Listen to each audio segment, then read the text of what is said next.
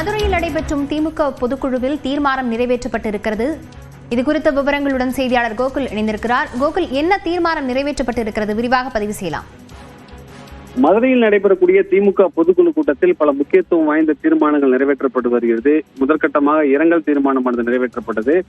தேமுதிக தலைவராக இருந்து மறைந்த விஜயகாந்தனுடைய மறைவுக்கு இரங்கலும், அதே போல தமிழ்நாடு காங்கிரஸ் கமிட்டியுடைய முன்னாள் தலைவர் குமரி அனந்தன் உள்ளிட்ட தலைவர்களுக்கான மறைவுக்கு இரங்கல் தீர்மானம் நிறைவேற்றப்பட்டது. அதே போல திமுக தலைவராக இருந்து மறைந்த கலைஞர் கருணாநிதியுடைய பிறந்த நாளான ஜூன் 3ஆம் தேதி நாளை செம்மொழி நாளாக நாடெங்கும் கொண்டாடுவோம் என்று திமுக பொதுக்குழுவில் தீர்மானமானது நிறைவேற்றப்பட்டிருக்கிறது.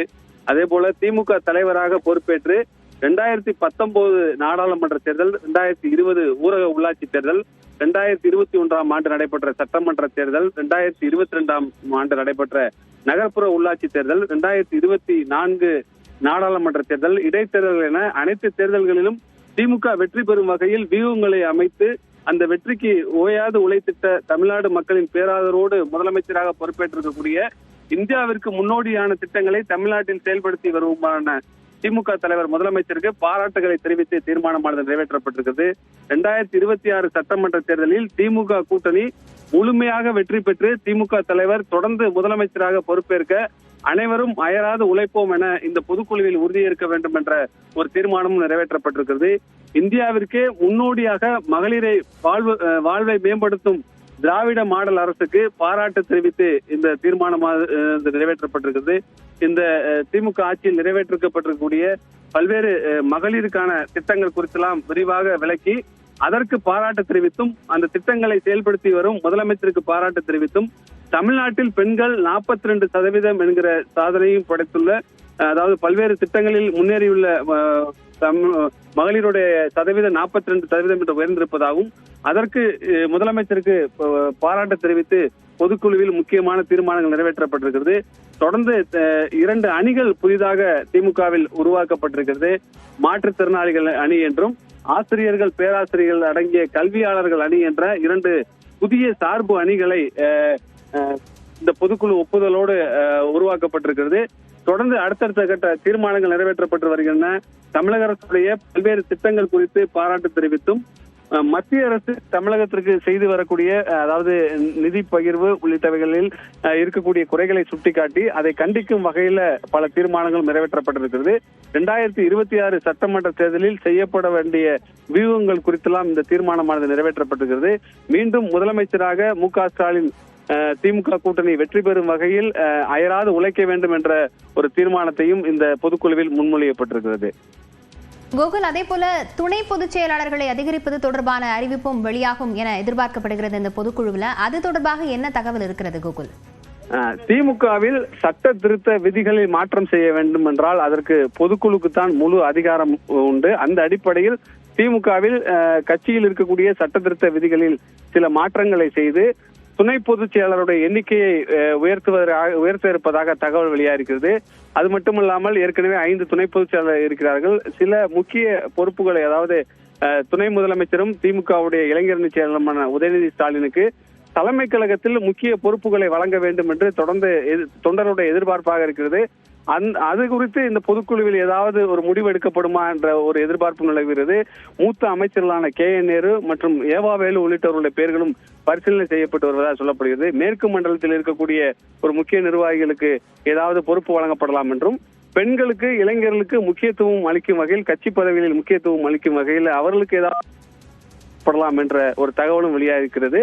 தொடர்ந்து 2026 சட்டமன்ற தேர்தலை மையப்படுத்தி 8 மண்டல செயலாளர்களை திமுக ஏற்கனவே நியமித்து தேர்தல் பணிகளை தொடங்கி இருக்கக்கூடிய நிலையில் மண்டல செயலாளர்களுடைய அதிகாரம், அவர்களுக்கான முக்கியத்துவம் என்ன என்பது குறித்தெல்லாம் முதலமைச்சர் இந்த பொதுக்குழுவில் பேசுவதற்கான வாய்ப்பு இருக்கிறது.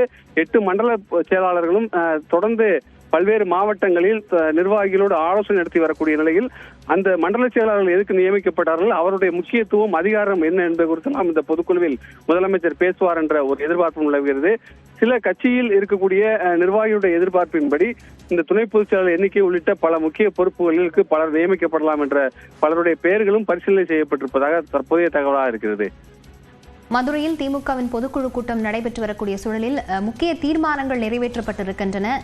கோகுல், அதே போல மதுரையில் கிட்டத்தட்ட 40 ஆண்டுகளுக்கு பிறகாக இந்த பொதுக்குழு திமுகவினுடைய பொதுக்குழு நடைபெறுகிறது. இதற்கு தொண்டர்கள் மத்தியில் என்ன மாதிரியான வரவேற்பு இருக்கிறது? நிச்சயமாக 1977ஆம் ஆண்டு திமுகவுடைய பொதுக்குழு மதுரையில் நடைபெற்றது. ஏறக்குறைய 48 ஆண்டுகளுக்கு பிறகு மதுரையில் திமுக இந்த பொதுக்குழுவை நடத்திருக்கிறது. பொதுக்குழுவுக்கு பொதுக்குழு உறுப்பினர்கள் மட்டுமல்லாமல் சிறப்பு அழைப்பாளர்கள், அணிகளுடைய நிர்வாகிகள் என ஏறக்குறைய 7000 பேர் கலந்து கொண்டிருக்கார்கள். அதற்கான பிரம்மாண்ட ஏற்பாடுகள் எல்லாம் செய்யப்பட்டிருந்தது. இந்த பொதுக்குழுவில் பல முக்கிய தீர்மானங்கள் நிறைவேற்றப்பட்டிருக்கக்கூடிய இந்த பொதுக்குழுவில் தேர்தல் நேரம் என்பதால் இன்னும் கூடுதல் கவனம் திமுக பொதுக்குழுவானது பெற்றிருக்கிறது.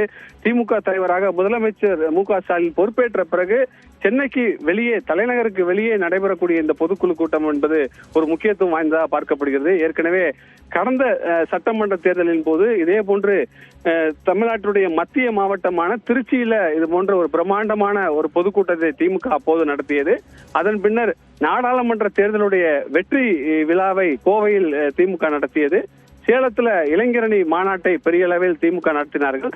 தென் மாவட்டத்துக்கு முக்கியத்துவம் அளிக்கும் வகையில மதுரையில இந்த பொதுக்குழு கூட்டத்தை திமுக தற்பொழுது நடத்தி கொண்டிருக்கிறது.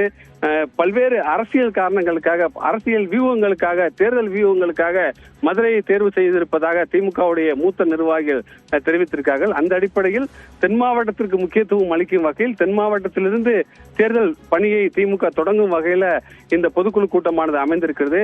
ஏறக்குறைய பொதுக்குழு என்பது பொதுக்குழு உறுப்பினர்கள், சிறப்பு அழைப்பாளர்களோடு நடத்தப்படக்கூடிய இந்த கூட்டம் அனைத்து அணிகளுடைய நிர்வாகிகளுடைய கூட்டமாக அமைந்து ஒரு பிரம்மாண்ட பொதுக்கூட்டம் போல் இந்த பொதுக்குழுக்கான ஏற்பாடுகள் செய்யப்பட்டிருக்கு.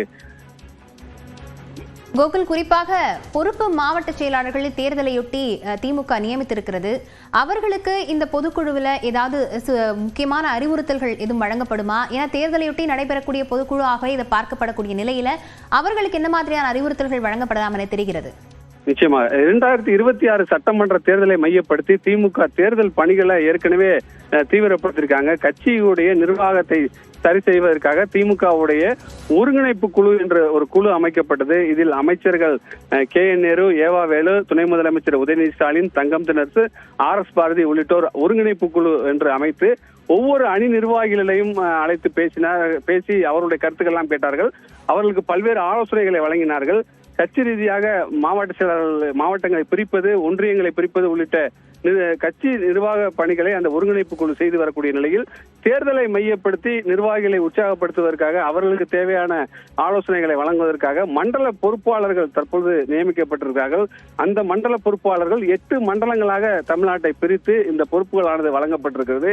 மத்திய மண்டலத்துக்கு அமைச்சர் KN நேரு, கொங்கு மண்டலத்தில் சில மாவட்டங்களுக்கு முன்னாள் அமைச்சர் செந்தில் பாலாஜியும், சேலம், திருவண்ணாமலை, வேலூர் உள்ளிட்ட சில மாவட்டங்களுக்கு அமைச்சர் ஏவா வேலும், தென் மாவட்டங்களில் சில மாவட்டங்களுக்கு அமைச்சர் தங்கம் தென்னரசும், அதே போல தூத்துக்குடி, திருநெல்வேலி, கன்னியாகுமரி, தென்காசி உள்ளிட்ட மாவட்டங்களுக்கு திமுக துணை பொதுச் செயலர் கனிமொழியும், சென்னை மண்டலத்திற்கு நாடாளுமன்ற உறுப்பினர் ராசாவும், அதே போல MRK பன்னீர்செல்வம் உள்ளிட்ட அமைச்சர்களும் 8 மண்டல பொறுப்பாளராக நியமித்து தொடர்ந்து மாவட்டம் தோறும் கட்சி நிர்வாகிகளோடு ஆலோசனை நடத்தி வருகிறார்கள். அதில் முதலமைச்சரிடம் எடுத்து சொல்ல வேண்டிய கருத்துக்கள், அதாவது நிர்வாகிகள் தெரிவிக்கக்கூடிய கருத்துக்களை முதலமைச்சரிடம் கொண்டு சேர்ப்பது, முதலமைச்சர் என்னென்ன மாதிரியான ஆலோசனைகளை வழங்குகிறாரோ அதை நிர்வாகிகளிடம் தெரிவிப்பது உள்ளிட்ட பணிகளை தற்பொழுது தீவிரப்படுத்தியிருக்காங்க. தொகுதி பார்வையாளர்கள் என்ற ஒரு வியூகத்தின் அடிப்படையில் ஒவ்வொரு தொகுதிக்கும் ஒரு தொகுதி பார்வையாளர்கள் அமைக்கப்பட்டு தொகுதி பார்வையாளரிடம் தனித்தனியாக ஆலோசனை நடத்தியிருக்காங்க. இது போன்ற தேர்தல் பணிகளை திமுக தீவிரப்படுத்தியிருக்கக்கூடிய நிலையில்தான்